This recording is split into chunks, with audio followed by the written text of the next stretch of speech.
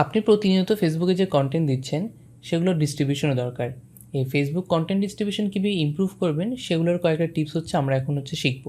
এই টিপসগুলো basically Facebook তাদের যে ব্লু প্রিন্টের যে একাডেমিক প্যানেলটা সেখানে দিয়েছে। সো আমরা সেখানেই সরাসরি যাচ্ছি। সো আপনি কীভাবে আপনার ফেসবুক ডিস্ট্রিবিউশনটি ইমপ্রুভ করবেন। সো ফেসবুক ডিস্ট্রিবিউশন ইমপ্রুভ করার জন্য আপনাকে প্রথমে এনগেজমেন্টের কথা ভাবতে হবে। অর্থাৎ আপনি যখন কোনো একটা কন্টেন্ট বানাচ্ছেন সেটা যেন আপনি ওয়াইড অ্যাঙ্গেল কোনো কোশ্চেন করেন, অর্থাৎ ওপেন এন্ডেড কোনো কোশ্চেন করেন। আপনি যদি ইয়েস নো দিয়ে টাইপের যদি কোনো কোশ্চেন দিয়ে কোনো কন্টেন্ট বানান সেটার রেসপন্স খুব কম হতে পারে। তো আপনি একটু ওয়াইড রেসপন্স যেন আসে এরকম আপনি এরকম ওপেন এন্ডেড কোশ্চেন রাখতে পারেন। এবং আপনি অবশ্যই আপনার এই অডিয়েন্সের সাথে ইন্টারেক্ট করবেন ডিরেক্টলি। এবং আপনার যে ডিসক্রিপশন ফিল্ডটা সেটাতে আপনি আপনার পোস্টটা কী নিয়ে বা এটার কোনো ব্যাকগ্রাউন্ড কোনো স্টোরি আছে কি না, বা এটা কীভাবে বানিয়েছেন এরকম কোনো স্টোরি আছে কি না, এগুলো আপনি দিতে পারেন। সো এইভাবে আপনি কন্টেন্টের সাথে ডিসক্রিপশনটা যদি প্রপারলি ম্যাচ করতে পারেন সেটা আপনার অডিয়েন্সের সাথে হুক করবে।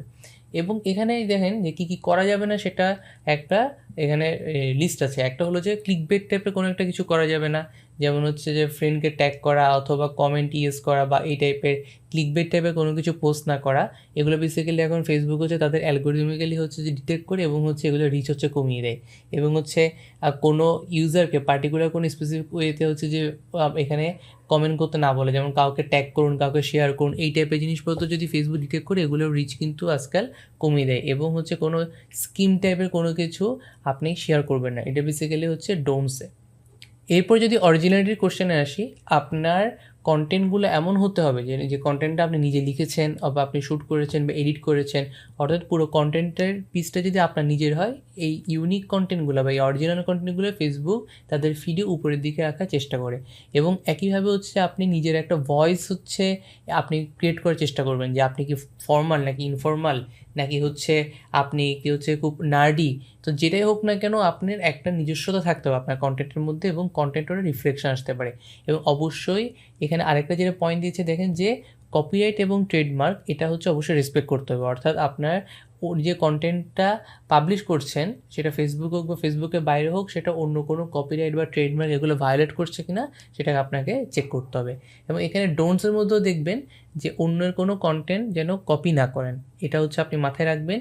এবং অন্যদের কন্টেন্ট অ্যাগ্রিগেট করে আপনি জাস্ট কম্পাইল করে ছেড়ে দিচ্ছেন, এই টাইপের জন্য কোনো কন্টেন্ট অ্যাগ্রিগেটর কাজ করলেও এটাও ফেসবুক তাদের অ্যালগরিদমিক্যালি কমিয়ে দেয়। এবং ডুপ্লিকেট কন্টেন্ট পোস্ট করা যাবে না, লাইক অলরেডি ফেসবুকে আছে এই কন্টেন্টটা আপনি নিয়ে দিয়ে দিচ্ছেন, এগুলো ফেসবুক ভালো চোখে দেখে না। আমরা দেখি আমাদের ফিডে এরকম একটা জায়গায় কন্টেন্ট অন্যরা দিয়ে দিচ্ছে। তো প্রথম কথা এগুলো অরিজিনালি থাকে না। দ্বিতীয় কথা ফেসবুক এগুলো যখন ডিটেক্ট করতে পারে যে মেইন পেজ কোন জায়গা থেকে প্রথম আপ করা হয়েছে, অন্য পেজের রিচগুলো একটু কমিয়ে দেওয়ার চেষ্টা করে। এরপরে যদি লয়্যালটির প্রশ্নে আসি, প্রথম কথা আপনাকে কনসিস্টেন্টলি পোস্ট করতে হবে। অর্থাৎ আপনি এটা গ্রাফিক কন্টেন্ট দেন, ভিডিও কন্টেন্ট দেন, প্রতি উইকে একটা দেন বা প্রতি মাসে একটা দেন, কিন্তু এটা কনসিস্টেন্ট অনুযায়ী অবশ্যই দিতে হবে। দিলেন একবার, 2-3 মাস পরে ভুলে গেলেন, হঠাৎ করে একটা দিলেন, এতে করে আপনার অ্যালগরিদমিক্যালি ফেসবুক এটা আপনার একটা ফিডে প্রথমে আনবে না।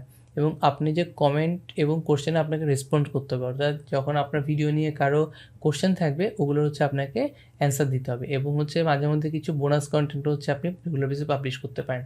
এবং কী কী করা যাবে না, একটা হলো আপনি ফলোয়ার বাড়ানোর জন্য বুস্ট করা, সেটা একটা ইফেক্টিভ ওয়ে হতে পারে, কিন্তু শুধুমাত্র অন্য কাউকে টাকা দিয়ে দিলেন, সে আপনার জন্য ফলোয়ার এনে দিল, এই কাজগুলো কখনো করবেন না।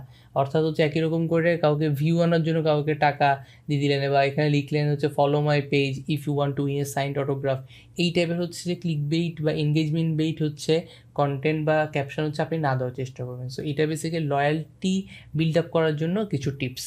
একইভাবে ইউজার রিটেনশন ধরে রাখার জন্য আপনাকে যে ভিডিওগুলো সেগুলো 3 মিনিটের একটু বড় হতে হবে, বা কন্টেন্ট বা ইনফোগ্রাফিক্স যদি বানান সেগুলো এনগেজিং হতে হবে।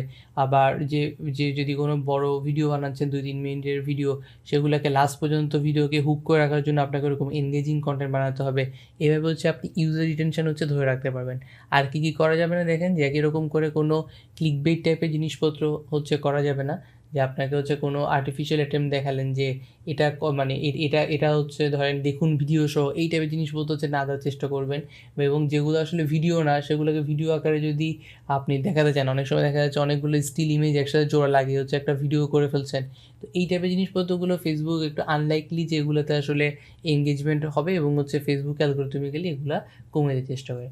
সো এগুলোই কিছু টিপস যেটা হচ্ছে আপনি ফেসবুক কন্টেন্টের যে ডিস্ট্রিবিউশনটা সেটা একটু ইমপ্রুভ করবেন কীভাবে সেগুলোর জন্য ফেসবুক নিজেদের থেকে কিছু হচ্ছে টিপস দিয়েছে। সো আজকে এ পর্যন্তই।